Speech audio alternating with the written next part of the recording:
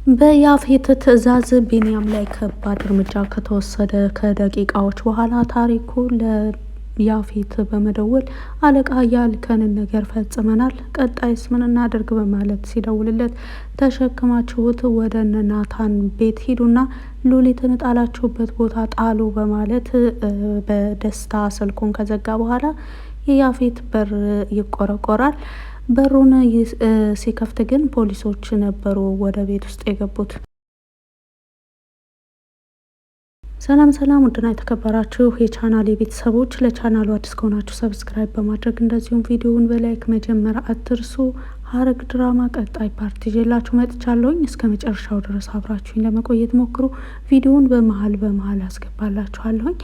እንደሚታወቀው ካሳለፍናቸው ፓርቶች ላይ እንዳያችሁት ቢንያም ላይ ከባድ እርምጃ ተወስዶበት ነበረ። በጨለማ አካባቢ ብቻውን ስልክ እያናገረ በሚሄድበት ወቅት የያፌት ሰዎች በመሄድ እሱ ላይ ከባድ እርምጃ ወስደው ነበረ።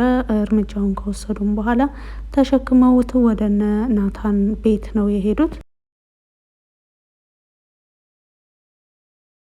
ወደ ናታን ቤት ከመሄዳቸው ቀደም ብለው ግን ለዳጊ በስልኩ መልእክት አስቀምጠውለት ነበረ።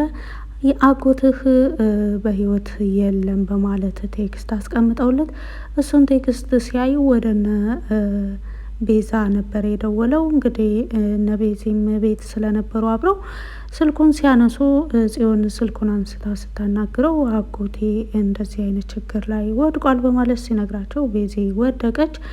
እንደዚሁም ጽዮንም ወድቃለች። ኢቭን ናታን በጣም ግራ በመጋባት ነበረ በመጨረሻ ላይ ስልኩን አንስቶ ሲያዳምጥ የነበረው። ልክ ስልኩን እያናገረ እያለ የዳጊ ስልክ ከናታን ጆሮ ሳይዘጋ በሩ ተቆርቁሮ ነበረ። በሩ ሲቆረቆር በጣም ነው የደነገጡት ሁላቸውም። እንደሚታወቀው ከአንድ ቀን በፊት ሉሊት በር ላይ ተጥላ ያገኟት ስለሆኑ አሁንም የቢንያም ላይ የተደረገውን እርምጃ ሲሰሙ በመደናገጥ ውስጥ ሆነው በድጋሚ በሩ ሲቆረቆር በሀሳባቸው እየመጣላቸው በቃ አንድ ነገር ብቻ ነበረ። በጣም ተደናግጠው ነበረ። ያፌት ግን በወቅቱ በጣም ደስተኛና እቅድ የተሳካልኝ እያለ ደስተኛ ሆኖ እንደሚታወቀው ለኤፍራታም ሳይነግራት ነው እንግዲህ ከእስር ቤት የወጣው። የት ነበርክ ሌሊትም አልመጣህም ብላ ብትነግረውም እስር ቤት ነበርኩ አላላትም።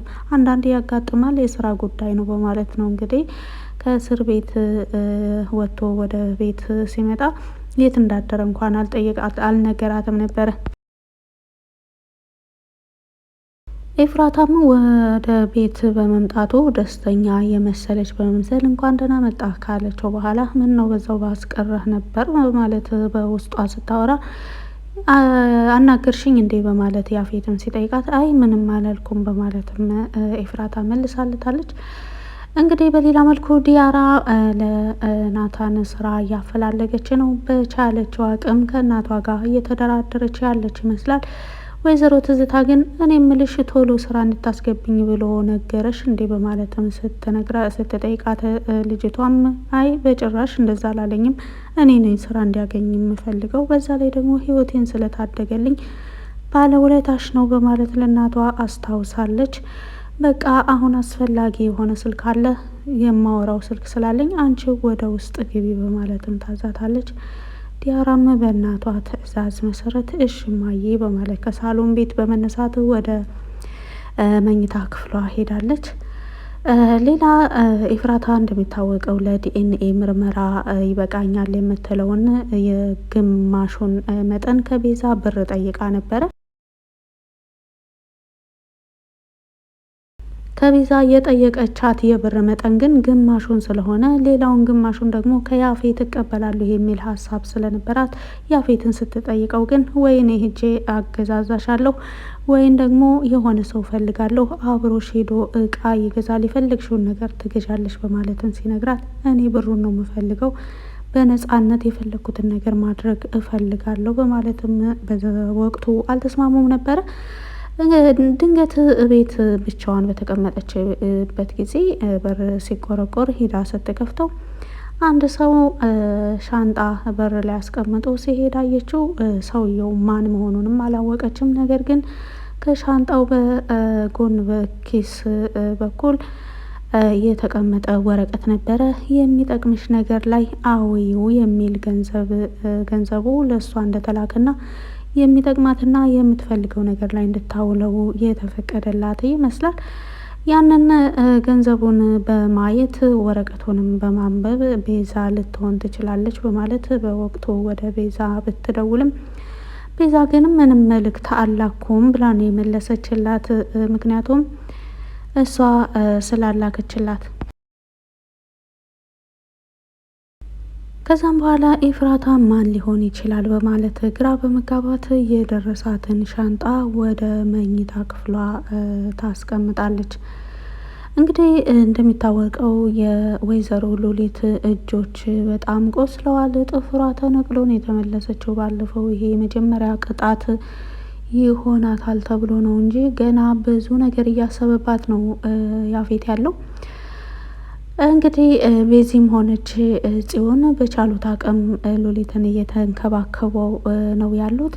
ጽዮን እንዳጋጣሚ ምግብ ሰርታላት ልታበላት ስትል ምናልባት መርዘሹ ይሆናል አልበላም በማለት ሉሊት ታንገራግራለች። ከዛም በኋላ ተይዋ ካራብሽ ባትበይ እኔ ምን ቸገረኝ አመት ሳትበይ መቀመጥ ትችያለሽ ብላት ከመለሰችላትም በኋላ እስኪ ቅመሹና ያልተመረዘ መሆኑን አረጋግጬ እበላለሁ በማለት ታዛታለች ሉሊት ጽዮንን። ጽዮንም አንቺ ካልሽ አይቀርማ እበላዋለሁ በማለት አንድ ሁለት ጉራሽ ከጎረሰች በኋላ እንዴ ካሁን በኋላማ እኔን አጉርሽኝ እርግጠኛ ሆንኩ እኮ ምግቡ እንዳልተመረዘ በማለት ሉሊት ስትነግራት ምግቡ በጣም ስለሚጥም ይቅርታ አድርጊልኝ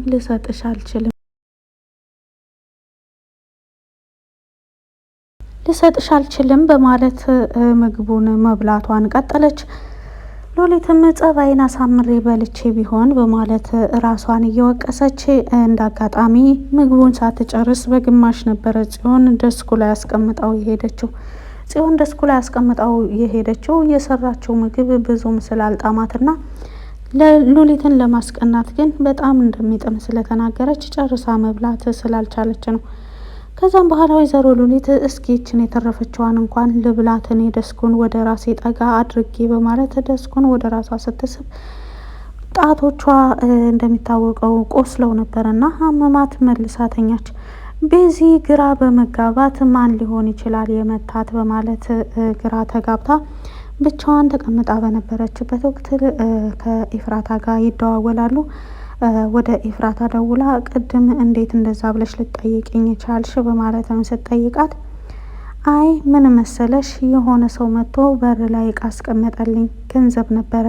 አንቺን የጠየቅኩሽን ያክል መጠን ሙሉውን ነው ብር የላከልኝና ምናልባት አንቺ እንደሆንሽ ብዬ ነበረ የጠየቅኩሽ በማለትም ለቤዚ ትመልስላታለች ኤፍራታ።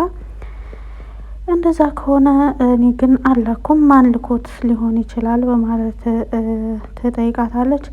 እኔም እሱ ግራ ገብቶኛል፣ ነገር ግን አጣርቼ እነግርሻለሁ፣ አታስቢ፣ በቃ በተረፈ ደህና ነሽ ይባባላሉ። ደህና ነኝ ትላታለች። እንደሚታወቀው አሁን ኤፍራታ የሉሊትን መቀጣት አልሰማችም፣ የያፌትንም መታሰር አልሰማችም ነበረ። ነገር ግን ያፌት በቤት ውስጥ ስለሌለ የሌለ ነጻነት ተሰምቷት ወደ ፈለገችበትና ከፈለገችው ሰው ጋር ነው እያወራች ያለችው።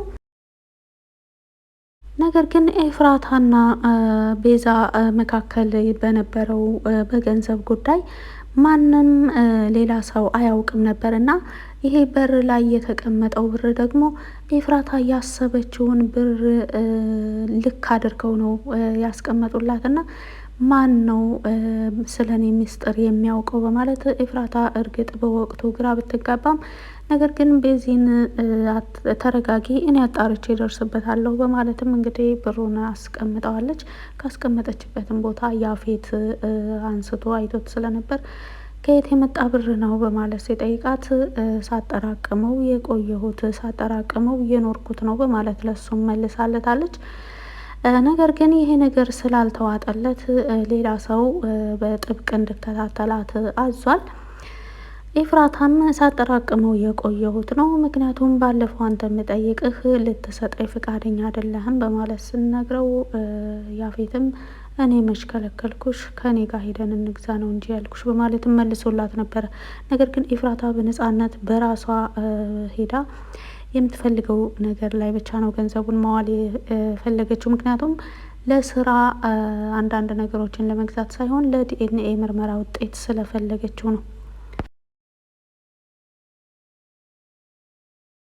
እንግዲህ ቢንያምም ስልክ እያናገረ በምሽት ወደ ቤት እየሄደ ሳለ የያፌት ሰዎች ተከታትለው የተባሉትን ትዕዛዝ ፈጽመዋል። ትዕዛዙ ቢንያም ላይ እርምጃው ከተወሰደ በኋላም ተደውሎለት ነበረ ለያፌት። ምን እናድርገው አለቃ በማለትም ሲደወልለት ምን እንደምታደርጉማ ታውቃላችሁ፣ ተሸክማችሁ ወደ ሉሊትን የጣላችሁበት ቦታ ወስዳችሁ አስቀምጡት በማለት ነበረ ትዕዛዝ የተሰጣቸው። በጣም ይገርማል። እንግዲህ ቢንያም ለእውነት የሚታገል ሰው ነው። እውነተኝነት ዋጋ ያስከፍላል። ነገር ግን ውጤቱ ደግሞ መልካም ነው። ሀቀኝነት፣ እውነተኝነት እና በቻልነው አቅም ውስጣችን ላመነበት ነገር ዋጋ ለመክፈል ዝግጁ ብንሆን ጥሩ ነው ባይ ነኝ። ብዙ ነገር ያስተምረናል። በነገራችን ላይ እያንዳንዱ ድራማ ጥሩ ሀሳብና ጥሩ ነገር አለው። በምንም አይነት ነገር ቢተወን እያንዳንዱ ድርጊት እያንዳንዱ በተለይ ደግሞ እስከ ፍጻሜያቸው ካየናቸው በብዙ ውጣ ውረዶች ውስጥ የሚያልፉ ጥሩ ሀሳቦች አሉ። ቢንያም ላይ ከባድ የሚባል እርምጃ ከተወሰደም በኋላ ተሸክመውት ወደ ናታን ቤት ወደ ቤዛ ቤት ነበረ ያመጡት። እነ ቤዚ ደግሞ አስቀድሞ ዳጊ ነግሯቸው ስለነበረ በጣም ተደናግጠው ነበረ። በቀጣይስ ምን ይፈጠራል የሚለውን ደግሞ አብረን የምናይ ይሆናል። ስላዳመጣችሁኝ ከልብ አመሰግናለሁ። መልካም ጊዜ